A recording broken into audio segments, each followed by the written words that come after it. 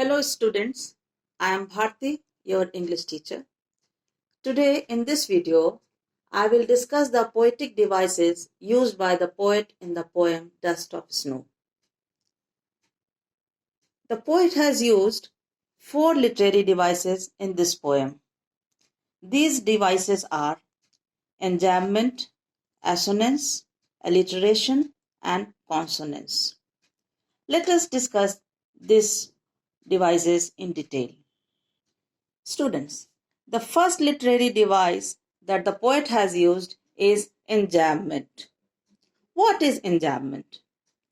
When the same sentence continues to the next line without the use of any punctuation marks, then this literary device or poetic device is known as enjambment.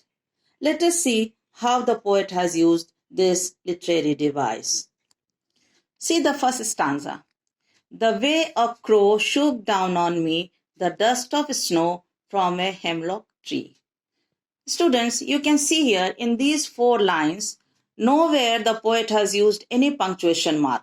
See, after crow, me, snow or tree, nowhere you can find any punctuation mark. The same sentence continues in these 4 lines and this is known as enjambment. In the second stanza also, this literary device has been used by the poet. Has given my heart a change of mood and saved some part of a day I had rued. Here also you can find in these 4 lines no punctuation marks has been used by the poet and the same sentence has given my heart. It goes on, it continues in the next 3 lines. So all these 4 lines, the same sentence continues and it is known as enjambment. The second literary device is assonance. Assonance is a literary device in which the same vowel sound is repeated again and again in the words. It is very prominent. So we can say that assonance refers to the prominence of a vowel sound throughout the sentence. Let us see the example of assonance. Students, see in the first stanza, in the second line, shook down on me. You can see here, the first word shook, the vowel sound O is prominent here. Then in the second word also O sound comes. And in the third word on, here also the O sound comes. And this O sound is prominent in these 3 words. And this is an example of assonance. The third literary device, that is alliteration. Alliteration is the occurrence of the same letter or sound at the beginning of adjacent or closely connected words. In alliteration, the same letter or sound is repeated at the beginning of each word. And these words, they may be close or sometimes they may be a little far away from each other, but it always comes in the beginning. And that is very, very important. That is alliteration. So we will see where the poet has used this poetic device.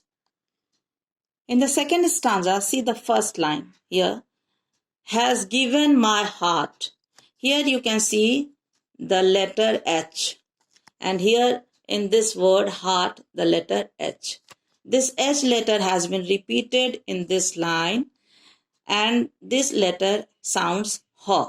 So the H sound has been repeated in these 2 words and it is an example of alliteration.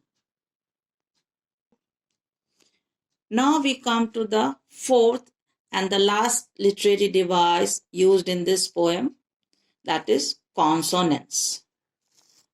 Consonance is the repetition of the same consonant sound without a proper sequence, that is, it may come in a word in the beginning or in the middle or at the end.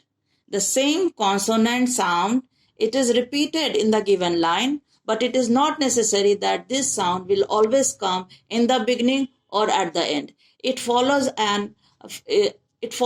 a very irregular pattern or sequence. It may come in the beginning, it may come in the middle, or it may come at the end.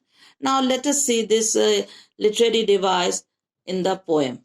The last line of the second stanza and the poem is an example of consonance. Of a day I had rued. See, the word day, had, and rued.